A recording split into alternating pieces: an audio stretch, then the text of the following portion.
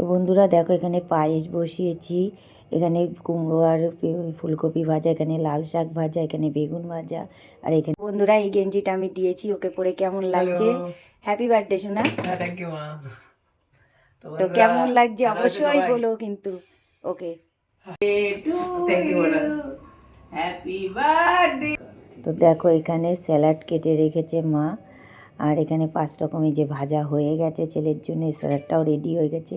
আর এখানে এই যে গুড়ের পায়েস হয়ে গেছে, লাল শাক ভাজা, এখানে বাটা মাছের ঝাল হচ্ছে, আর এটা চিকেন মহারানি বানাচ্ছি।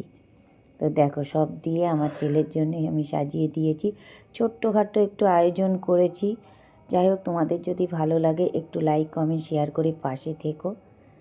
তো আজ আমার ছেলের জন্মদিন, আর ওকে সবাই একটু আশীর্বাদ করো, ও জীবনের জন্য অনেক বড় হতে পারে আর আমার স্বপ্ন যেন পূরণ করতে পারে।